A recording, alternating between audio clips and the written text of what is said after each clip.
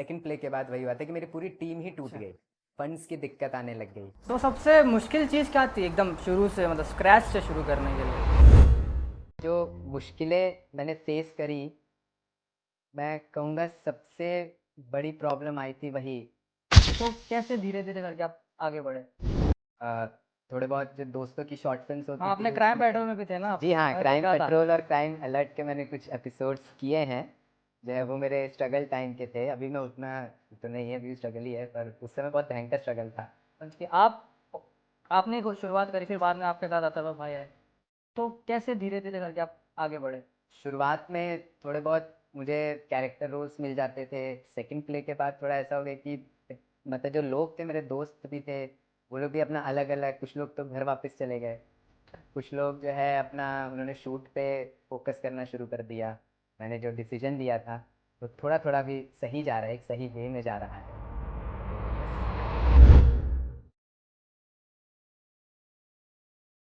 They say, don't dream so big, they will call you crazy. But we say, dream so big, they will call you a seeker. और आज चलिए मिलते हैं एक ऐसे true Sikar से जिन्होंने अभ्यास नाट्य मंच जैसे एक रंगमंच की शुरुआत की और उसे एक ऐसे मुकाम तक ले गए जहां पहुंचना आसान नहीं था। उनके पास था सिर्फ एक ही हथियार, उनकी स्किल्स। अब आइए सुनते हैं उनकी कहानी उन्हीं की ज़ुबानी at Seeker network. Let's seek together.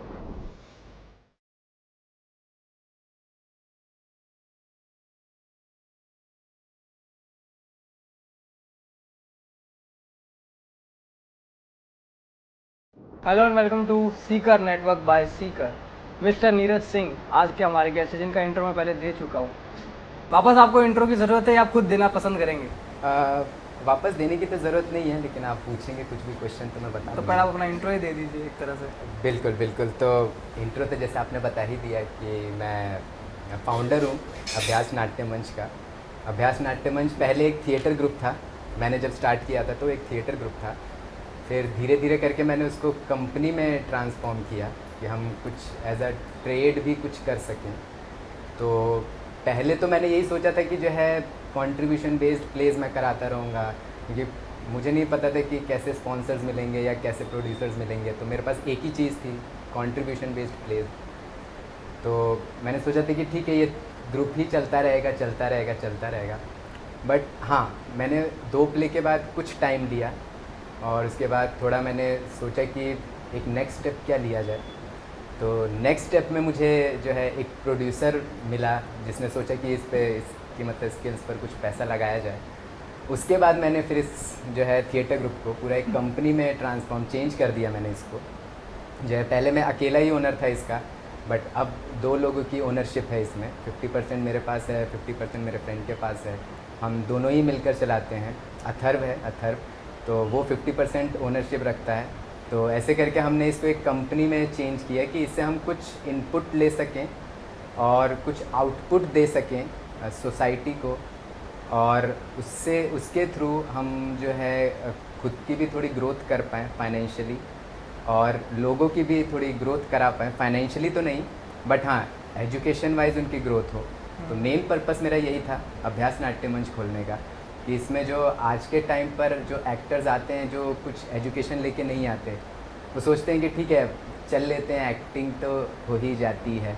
मैं भी पहले वही सोचता था कि हाँ यार एक्टिंग तो हो ही जाती है, बट फिर लकीली मैं ऐसी जगह पर था लखनऊ में जहाँ पर थिएटर बहुत अपनी चरम सीमा पर है।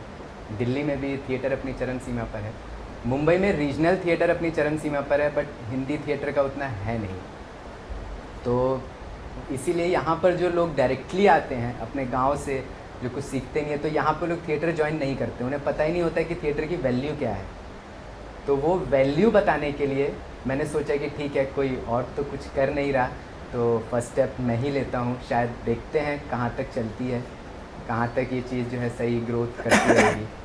तो बट हाँ, अच्छी ग्रोथ होती रही, बहुत स्लो हुई, बट हाँ जैसे स्टार्ट में कहते कि स्टार्ट में आप स्लो वॉक ही करते हैं। और मज़ा बहुत आया? बहुत मज़ा आया है। इस बीच जो है बहुत अलग अलग डिफ़िकल्टीज़ मैंने फ़ेस करी, हर्डल्स फेस किए, क्योंकि मैंने बताया कि इससे पहले मैं बहुत वैसा बच्चा था कि जो है जो सिर्फ पढ़ाकू बच्चे जो होते हैं, अपने में रहते हैं, उनके ज़्यादा दोस्त नहीं होते। स्पोर्ट्स नहीं खेलते थे आप? स्पोर्ट्स खेलता था लेकिन बहुत लिमिटेड लोगों के साथ ही। मैं इतना नहीं, मैं जो है इतना फ्रेंडली नहीं था सोसाइटी से, इतना फ्रेंडली मैं नहीं था उससे पहले।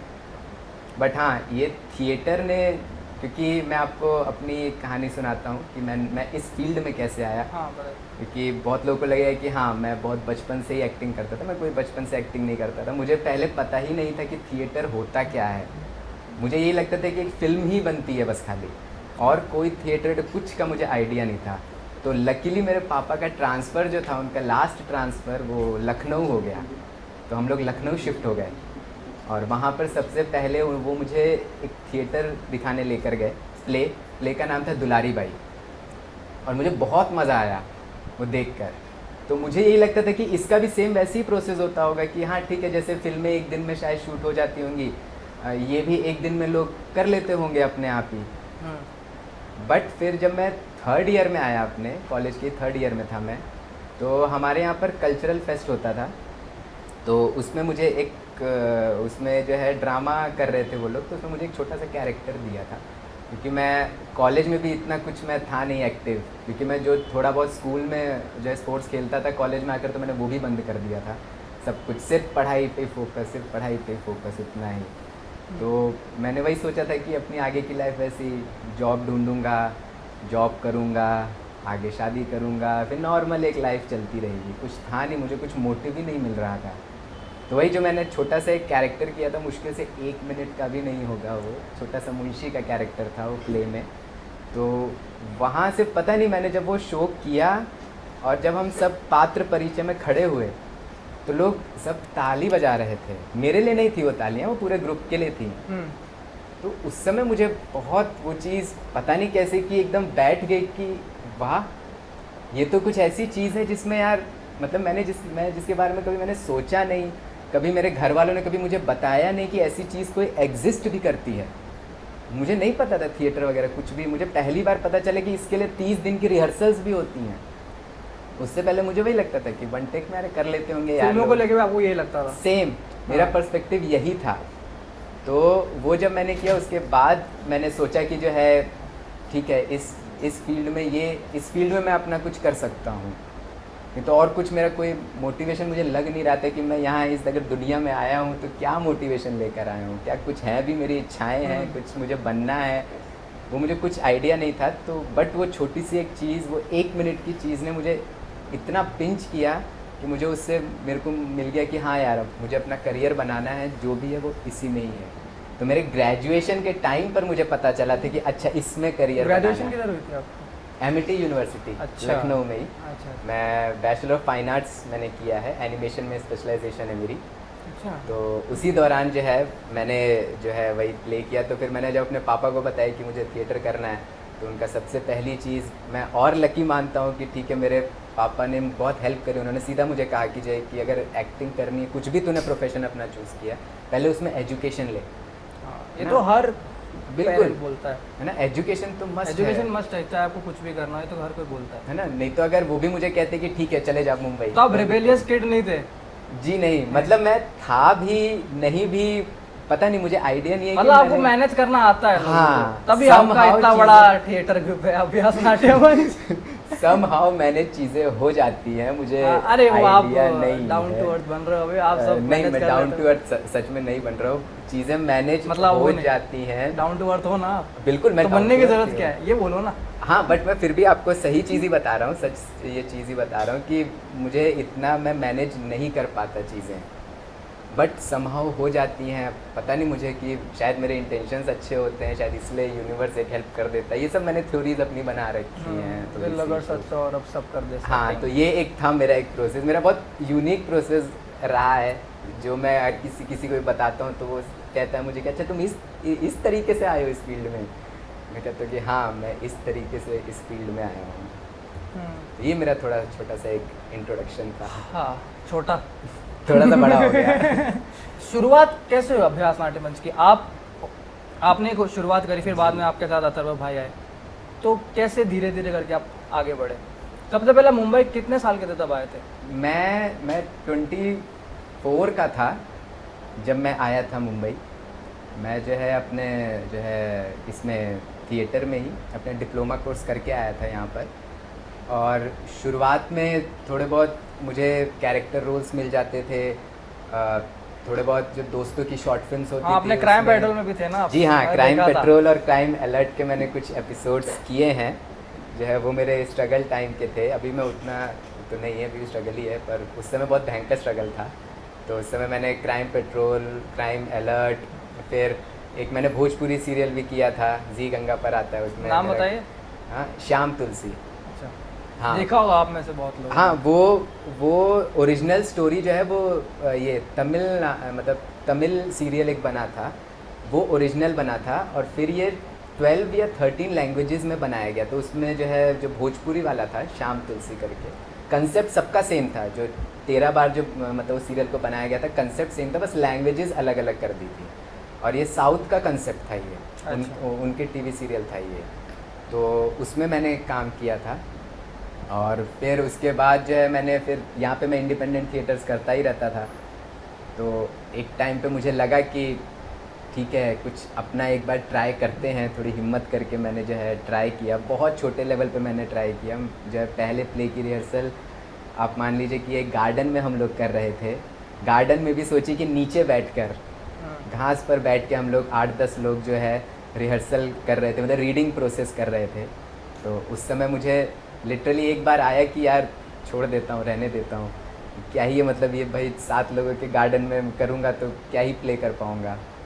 बट मैंने कहा ना कि चीज़ें समहाउ मैनेज हो ही जाती हैं। तो वहाँ से लेके अभी तक का सफ़र थोड़ा सा ग्रोथ हो पाई। मैंने जो डिसीजन लिया था वो थोड़ा थोड़ा भी सही जा रहा है, एक सही वे में जा रहा है। तो यस, आई एम हैप्पी। तो सबसे मुश्किल चीज़ क्या थी एकदम शुरू से, मतलब स्क्रैच से शुरू करने के लिए? अभ्यास नाट्य मंच तक आप पहुँचे, स्क्रैच में सबसे ज़्यादा प्रॉब्लम कब आई शुरू में?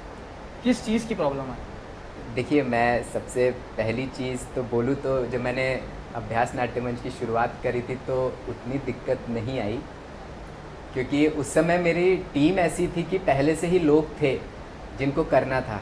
जैसे कि मेरा एक फ्रेंड था जिसे एक थिएटर प्ले डायरेक्ट करना ही था, तो वो मुझे एक डायरेक्टर आराम से मिल गया। मेरे 6-7 दोस्त थे जिनके साथ मैं थिएटर कर रहा था, तो उनको मेरा प्लान अच्छा लगा तो वो मेरे साथ जुड़ गए। तो ऐसे करके हमारे पहले प्ले में उतनी तो दिक्कत नहीं आई जो है, और वो अच्छा भी गया। बट हाँ, सेकंड प्ले से थोड़ी सी हमारी मतलब वही फंड्स की दिक्कत आने लग गई, क्योंकि कुछ महीने तक तो मेरे पास थे पैसे, तो कहीं भी कुछ भी कम पड़ता था तो मैं लगा देता था। बट सेकंड प्ले के बाद थोड़ा ऐसा हो गया कि मतलब जो लोग थे, मेरे दोस्त भी थे, वो लोग भी अपना अलग अलग, कुछ लोग तो घर वापस चले गए, कुछ लोग जो है अपना उन्होंने शूट पे फोकस करना शुरू कर दिया, कुछ लोग अलग अलग जॉब करने लग गए सर्वाइवल के लिए। तो एक टीम पूरी मेरी टूट गई। सेकंड प्ले के बाद वही बात है कि मेरी पूरी टीम ही टूट गई। तो फिर इसीलिए मैंने उस समय सोचा कि एक इंडिपेंडेंट ग्रुप के साथ प्ले करता हूँ, उनसे कुछ सीखने को मिलेगा। अगर मुझे मैनेजमेंट कैसे की जाती है या फिर आगे का कुछ भी मुझे एक थॉट आ पाएगा। तो उसी दौरान एक प्ले हो रहा था अंधा युग, तो मैंने ये अंधा युग प्ले पढ़ा भी था, देखा भी था, और तो मैंने सोचा कि अच्छा मौका है, मैं इस प्ले में जुड़ूंगा भी, और इसके थ्रू शायद जो रुकी हुई गाड़ी है अभ्यास नाट्य मंच की, तो शायद इसमें थोड़ा पेट्रोल डल जाए तो कुछ आगे तक सफ़र शुरू हो जाए। तो वो एक अच्छी चीज़ रही। उसके बाद से तो काफ़ी आगे तक मैं गया। तो आप अभ्यास नाट्य मंच में डायरेक्टर हो, जी, करेक्ट? जी। तो डायरेक्शन में सबसे मुश्किल चीज़ क्या होती है? Direction पर्सनल में- लेवल पे आपको क्या सबसे मुश्किल लगता है? देखिए, पर्सनल लेवल पे मुझे जो मुश्किलें मैंने फेस करी, मैं कहूँगा सबसे बड़ी प्रॉब्लम आई थी वही एजुकेशन। अच्छा। जो मुझे काफ़ी टाइम के बाद पता चला कि मैं जिन एक्टर्स के साथ काम कर रहा हूँ वो मेरी बातें समझ क्यों नहीं पाते। मैं एक प्रॉब्लम फेस कर रहा था कि भाई वो लोग, मैं जो उन्हें बताता हूँ वो लोग समझ ही नहीं पाते।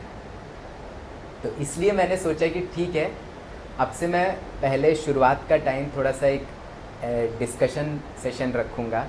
नहीं तो आप बाकी थिएटर ग्रुप्स में जाएंगे या फिर जो प्लेज में जाएंगे तो लोग सीधा आते ही रिहर्सल शुरू करवाते हैं। यहाँ का मैंने थोड़ा प्रोसेस चेंज कर दिया कि नहीं, कम से कम उसको कुछ नॉलेज तो हो एक्टिंग की, कुछ तो नॉलेज हो, ठीक है। 4 टूल्स होते हैं एक्टिंग के। कौन से होते हैं आप बताएंगे? हाँ, 4 टूल्स। एक हो गया आपका आंगिक, आंगिक मतलब आपके बॉडी पोस्चर्स, हाँ। ये हो गए। वाचिक आपके डायलॉग्स हो गए। आहार्य आपकी कॉस्ट्यूम और प्रॉपर्टी हो गई। तो ये 3 चीज़ें तो कोई भी इंसान, आप मेरे सामने एक बच्चा भी खड़ा कर दोगे तो मैं उसे डायलॉग्स याद करवा दूंगा, क्योंकि भाई बच्चे भी स्कूल की अपने क्वेश्चन आंसर्स याद करते ही हैं, तो उन डायलॉग्स तो वो याद कर लेंगे। कॉस्ट्यूम मैं प्रोवाइड कर दूंगा उनको, बॉडी लैंग्वेज मैं बता दूंगा उनके कि जो भी मूवमेंट्स हैं। बट जो 4th आता है हमारा टूल, सात्विक अभिनय, जो फील करना, जो इमोशंस हैं, इमोशंस को पकड़ना, कैरेक्टर डेवलपमेंट करना, ये चीज़ें नहीं हो पा रही थी। दिक्कत यही 4th पे ही आ रही थी, और ये हर एक्टर के साथ यही दिक्कत आती है कि उसका सात्विक अभिनय नहीं होता है, तो वो सिर्फ फ्लैट डायलॉग्स बोलता है, डायलॉग्स बोलता है, डायलॉग्स बोलता है। तो सात्विक अभिनय होता है आपकी सोल पे डिपेंड होती है चीज़, है ना। कि जैसे अगर मुझे एक न्यूज़ मिली कि भाई मेरा कोई रिश्तेदार मर चुका है, तो वो आपको फील करना पड़ेगा। आप हैं करके रोने लग जाएंगे, ऑडियंस को पता चल जाएगा कि ये तो फेक कर रहा है। एंड ऑडियंस आजकल बहुत ज़्यादा स्मार्ट हो गई, बहुत स्मार्ट हो गई, पहले भी थी, पहले भी थी। अभी भी है ना। स्मार्ट आपको लगता है हमेशा से ऑडियंस स्मार्ट ही रही है? जी, ऑडियंस हमेशा से स्मार्ट रही है, बट मैं इसमें भी कहूँगा कि एक छोटा सा जो आज के टाइम पे एक ग्लिच जो हम फेस करते हैं, वो यही है कि उनको उतनी चीज़ें प्रोवाइड ही नहीं कराई जाती कि वो अपना एक स्मार्ट ब्रेन यूज़ कर सकें, है ना। आप उनको एक आर्टिस्टिक चीज़ प्रेजेंट करेंगे, उन्हें समझ में आएगी वो चीज़। बट आज के टाइम पे लोगों ने क्या कर रखा है कि नहीं वो तो ऑडियंस को समझ में ही नहीं आएगी। क्यों? मेरा पहला सवाल वही होता है कि नहीं समझ में आएगी क्यों? मतलब कि मैं ऑडियंस को बेवकूफ़ समझ रहा हूँ कि उन्हें कुछ भी नहीं समझ आएगा? क्यों भाई? सामने वाला इंसान पढ़ा लिखा हो सकता है, आपको नहीं पता।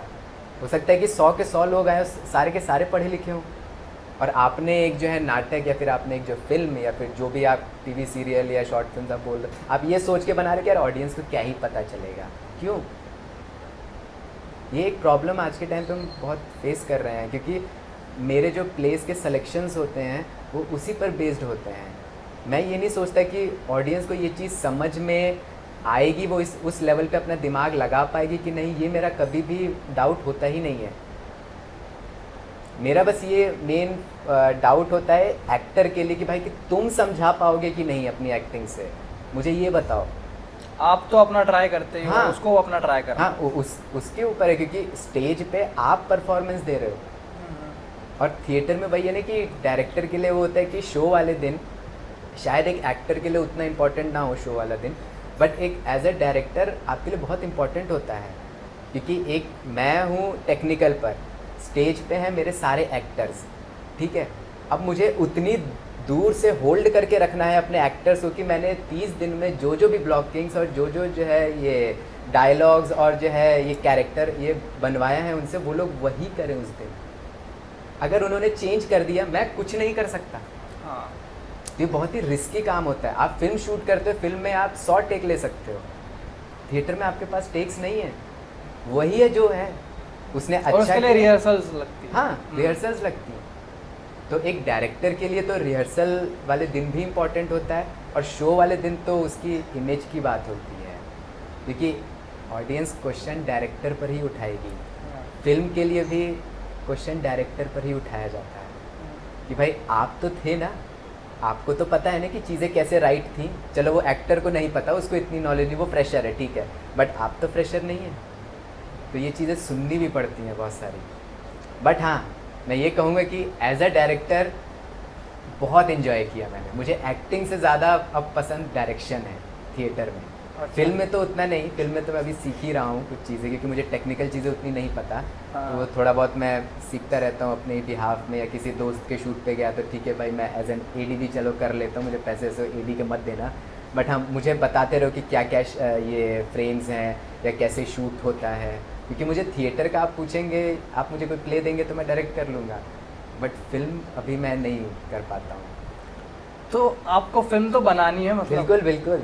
हाँ, तो क्या सब्जेक्ट आप किस में रुचि रखते हैं, आप बनाना चाहते हैं? यार मेरी जो रुचि वही रहती आपका है, अभ्यास नाट्यमंच जैसा ही, मतलब एंटरटेनमेंट के साथ थोड़ा सा सोशल मैसेज ऐसी कुछ फिल्म हाँ। बनानी है? एंटरटेनमेंट भी रहता है। मेरा फिल्म के लिए थोड़ा सा अलग है।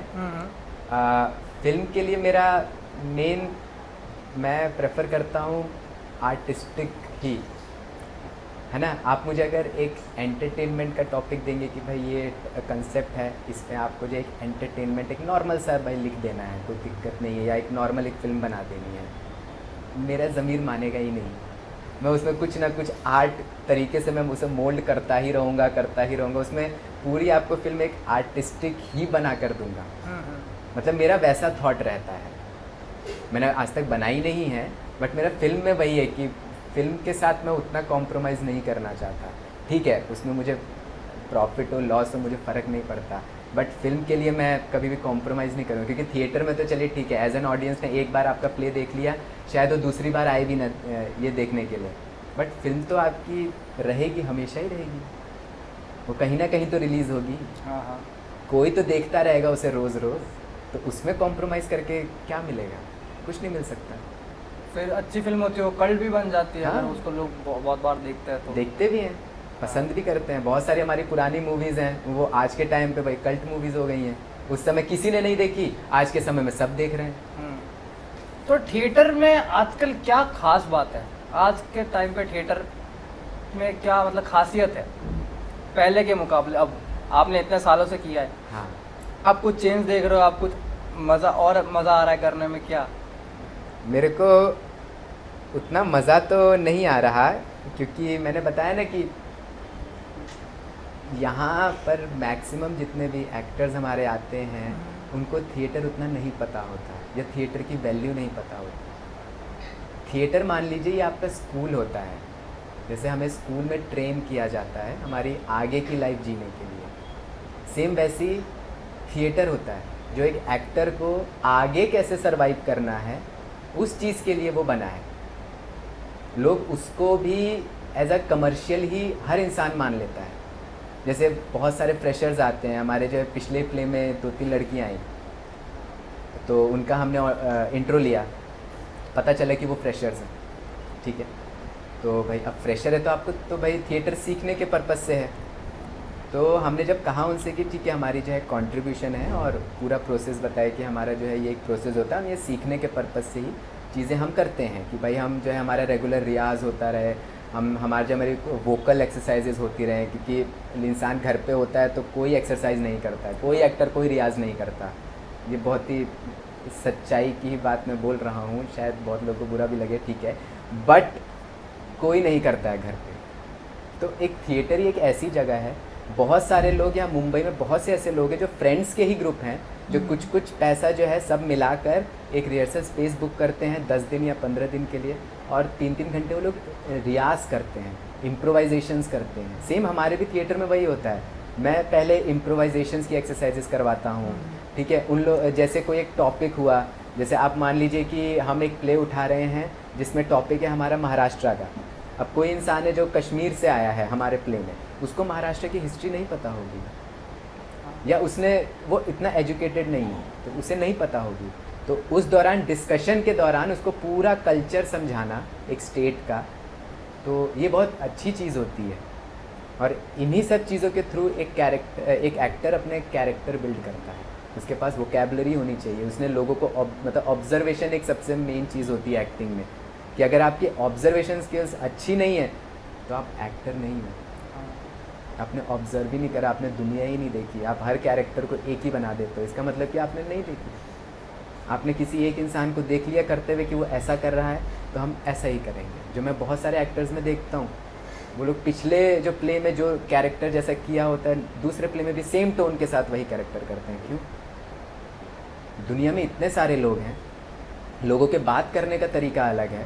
कितने लोग हैं जो आप देखेंगे उनके बॉडी जेस्चर्स बहुत कैरिकेचरिश होते हैं।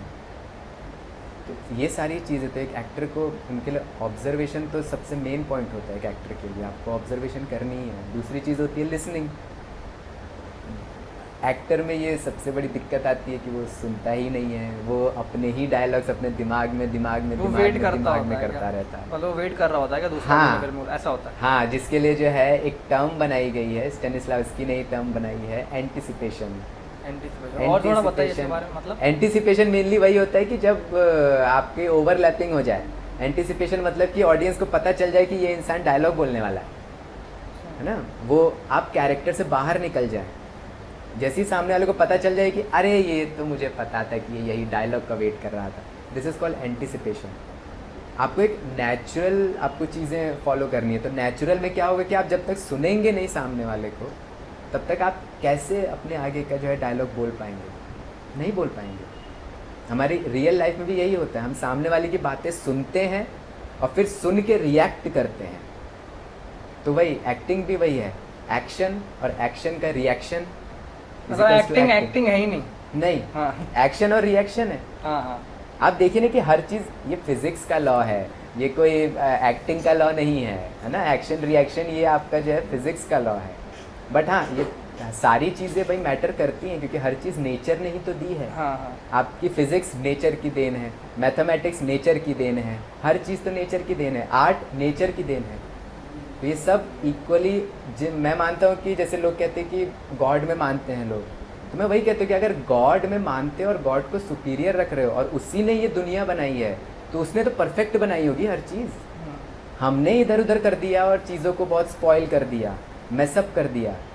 उसने तो सारी चीज़ें परफेक्ट बनाई हैं, पूरी कैलकुलेशन के साथ। आप देखिए कि ह्यूमन बॉडी में हर चीज़ कैलकुलेटेड होती है, सारी चीज़ें। अगर आप ह्यूमन एनाटॉमी पढ़ेंगे तो उसमें सारी चीज़ें एकदम कैलकुलेटेड हैं। कोई भी चीज़ इधर उधर हुई, आपकी बॉडी खत्म। हाँ। एक टिश्यू भी इधर उधर भी हुआ, सब खत्म। तो उसने ये चीज़ें ऐसे करके डेवलप करी हैं और जिसके बारे में उसने बताया भी है। बट आज के टाइम पे वही एजुकेशन इम्पोर्टेंट। एजुकेशन भी बात आ रहा है, तो आपकी जो फॉर्मल ट्रेनिंग है, हाँ BNS, जी, तो वो आपको कितनी हेल्प करी अभ्यास नाट्य मंच पे, एंड एज अ सीकर आपको कितना हेल्प किया उसने? वो बहुत हेल्प करी। मैंने कहा ना कि आप किसी भी इंस्टीट्यूट से पढ़ते हैं तो वो चीज़ आपको हेल्प करेगी। आप किसी भी चीज़ के बारे में एजुकेशन लेते हैं तो आपको लाइफ में हेल्प करेगी ही करेगी। जो लोग ये कहते हैं कि भाई नहीं यार, ये मैंने पढ़ा था A² + B², ये A+B का होल स्क्वायर का फॉर्मूला A² + B² + 2AB होता है, इसका क्या यूज़ करना है।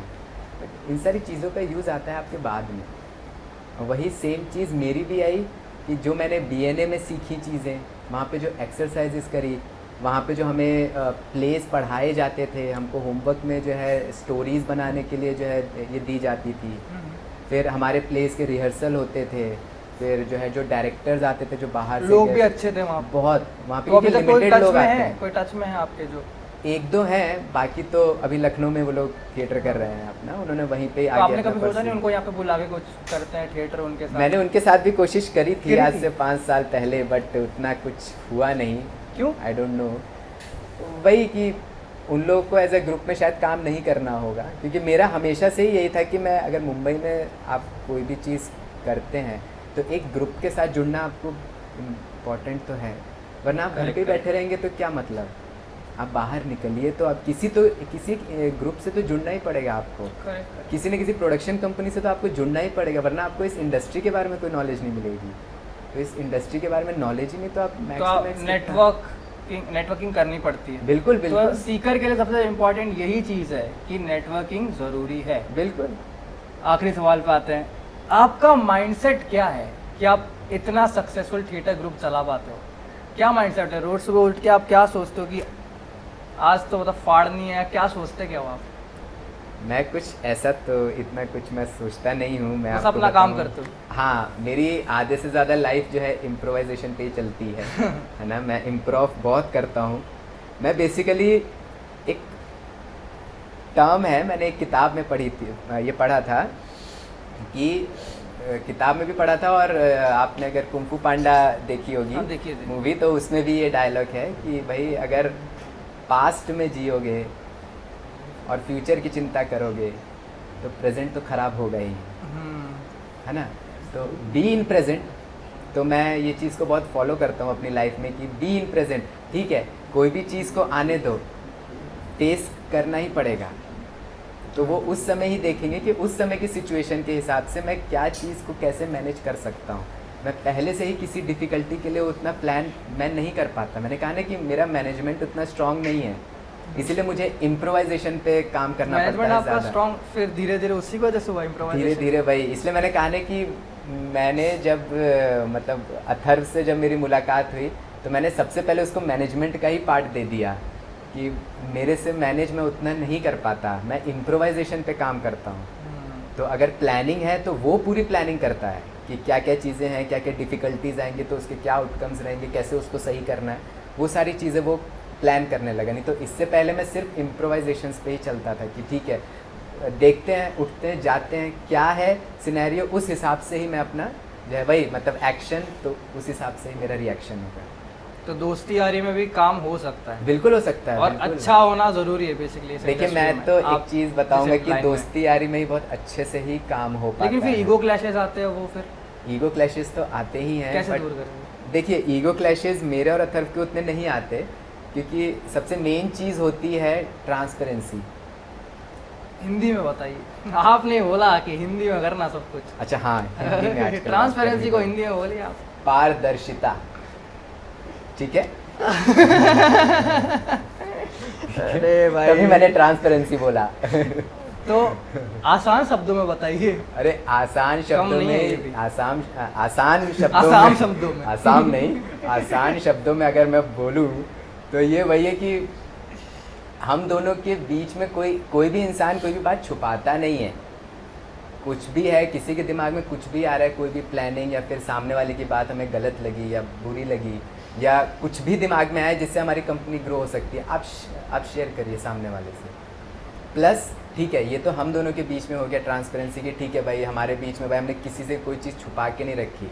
कोई प्रॉफिट हो रहा है तो ये नहीं कि भाई उसने 1500 रुपये निकाल लिए। और जैसे कि आपको बताओ कि हमारे टिकट का जितना भी पैसा आता है वो अथर्व के अकाउंट में आता है क्योंकि बुक माई शो उसी का ही ये लिंक्ड है, उसका अकाउंट का। मैंने कभी उससे नहीं पूछा कि भाई कितना आया, कहाँ क्या खर्च किया, क्या, कुछ नहीं। हाँ, तो ना trust उसने जरूरी है। मुझे कभी बताया हाँ, कि भाई trust क्या जरूरी आया क्या नहीं, कुछ नहीं। ठीक है, मुझे पता है ना, मैंने इसलिए तो पूरा मैनेजमेंट का उस इंसान को दे रखा है कि भाई मुझे पता है कि हाँ कुछ भी होगा, अगर 1 रुपये भी आएगा तो मुझे बता देगा कि भाई 1 रुपये आया है भाई टिकट से। और अगर 1 लाख आएगा तो वो भी मुझे बता देगा कि भाई 1 लाख आया है टिकट से। और सेम चीज़ हम अपने जितने एक्टर्स हैं उनके साथ भी एक ट्रांसपेरेंसी रखते हैं, उन्हें हर चीज़ बताते हैं। अगर हमारी बुकिंग नहीं हो रखी है तो हम उन्हें बोल देते हैं कि भाई अभी बुकिंग नहीं हुई है हमारी। अगर हम जो भी कर रहे हैं सारी चीज़ें एकदम क्लियर रहती हैं। हाँ क्लियर, आसान शब्दों में बोले तो क्लियर रहती हैं। Thank you so much Neeraj sir, आप हमारे पॉडकास्ट पे आए, हम पे ट्रस्ट किया कि हम पॉडकास्ट आपका अच्छे से ले सकते हैं। बिल्कुल, आपने भी ट्रांसपेरेंसी दिखाई, थैंक यू सो मच, पारदर्शिता। तो आपने कुछ खाया नहीं? खाने का मौका नहीं मिला, इतना अच्छा जो है। तो all the best for upcoming place आपके जितने भी होने वाले हैं। थैंक यू सो मच, हम आएंगे देखने जरूर आएंगे। बिल्कुल आइएगा। Thank you so much.